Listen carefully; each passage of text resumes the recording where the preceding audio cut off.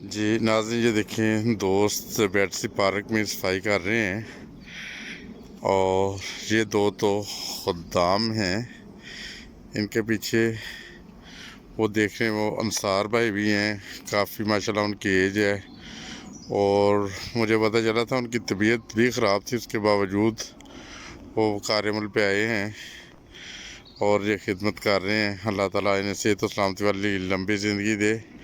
ابھی قریب آتے ہیں تو ان سے بات کرتے ہیں۔ جی السلام علیکم سر، ماشاءاللہ آپ وقار عمل کر رہے ہیں جی تو آپ ایج بتائیں گے کتنی ہے؟ ماشاءاللہ ایج ہے آپ کی؟ میری ایج 84 سال ہے اور باقی یہ نوجوان ہیں۔ 64 سال ماشاءاللہ۔ 80 سال میری 80 سال؟ اچھا ماشاءاللہ، اور وقار عمل کر رہے ہیں۔ اور میں نے سنا آپ کی طبیعت بھی آج خراب تھی؟ طبیعت خراب تھی، رات تک میرا ارادہ تھا بھی آرام بھی کرنا، لیکن اچھا صبح کو یہ سارا جوش و جذبہ دیکھ کے اچھا تو دل چاہا کہ بھائی سارا پورا حصہ لینا چاہیے۔ صحیح، بہت شکریہ، جزاک اللہ۔ شکریہ۔ جزاک- لیکن مجھے یہاں اچھا، پاکستان سے آپ نئے ہیں؟ کون سی جگہ سے؟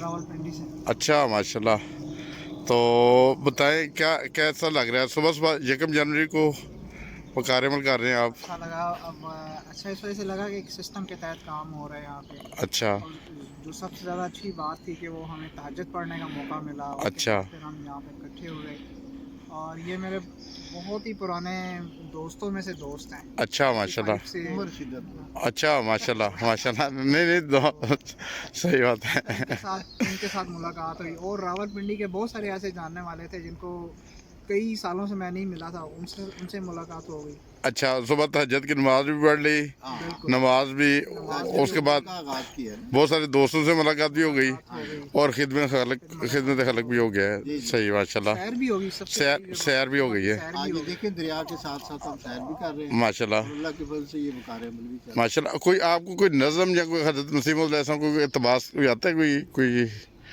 نصیحت کے طور پہ کوئی؟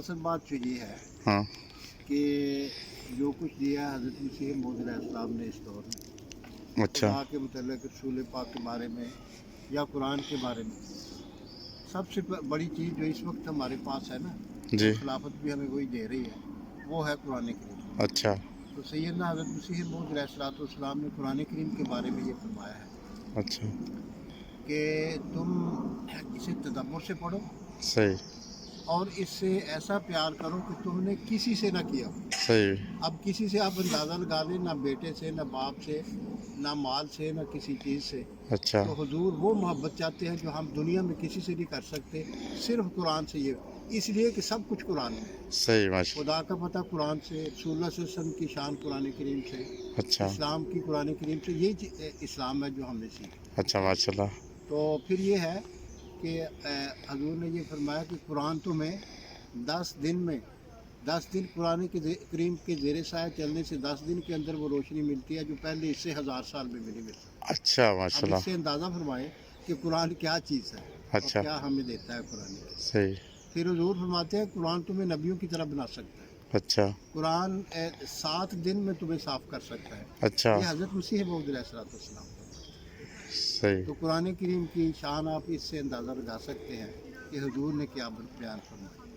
بہت زبردست اور ماشاءاللہ، پھر اسی کے متعلق چلنے کے لیے حضور نے فرمایا کہ ٹھیک ہے ظاہر میں تم بیعت کر لیتے ہو، لیکن آسمان پر تم اس وقت میری جماعت دیکھے جاؤ گے جب سچ مچ تقوی کی راہ پہ قدم مارو گے، اور وہ تقوی کہاں ہے؟ قرآن۔